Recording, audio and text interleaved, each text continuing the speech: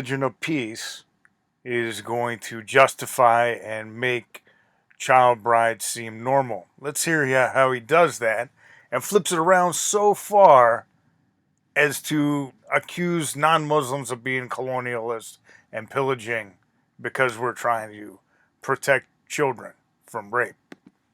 That took place at the time, and you realize right away that this was a very different society, and these things were spoken about without issue at all, with no discourse to accompany them whatsoever. So the question, and the papers do an excellent job of talking about this from the perspective of the anthropology of it, and the sociology and psychology of what would be deemed child marriages today, but not necessarily so in the past. Okay, now you can see how these Muslims have attached themselves to these neo Marxist arguments and justifications.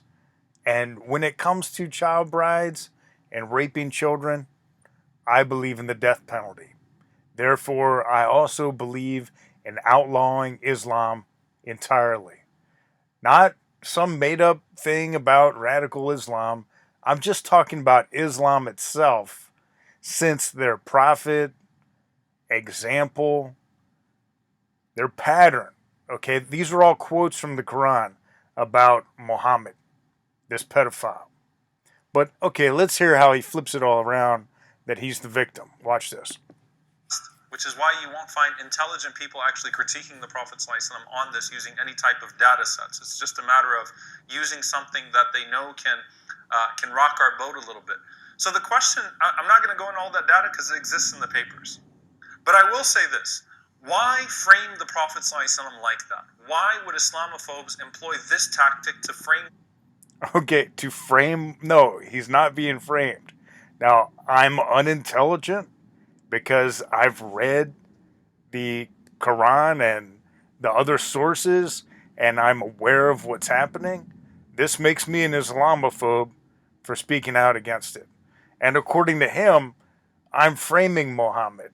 So we'll take a look here in a second how the Islamic texts themselves frame Muhammad as a pedophile. I'm not talking about framing him in terms of a false accusation. I mean portraying him inside of the frame of exactly who he was, according to Islam, which is why these people need to be dealt with accordingly. And, another point I want to make, this woman in the Scandinavian, European areas that just went to jail for 2 months for protecting children. That's how evil the false narratives of people like David Eubank, Trump, Biden are, that are constantly apologists for this extreme evil against children. Prophet ﷺ in that way. It's all about invoking a certain imagery. One that is a portrayal of vicious Muslim men that are in need of restraining. Right? Portraying the angry, it's the same image that you get through Hollywood of angry Muslim men, angry Arab men, right? That are violent. Yeah, because we know that there are no violent, angry Muslim Arab men. I mean, this is ridiculous that he's taking something that is actually factual, objective reality and pretending like it's a Hollywood stereotype, especially since Hollywood in general and television does such a great job for covering up for Muslims. Even LL Cool J.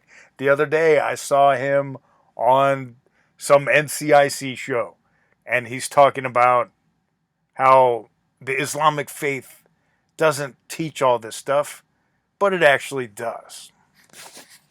So let's take a look at how the Islamic sources themselves frame Muhammad as a pedophile. 100%.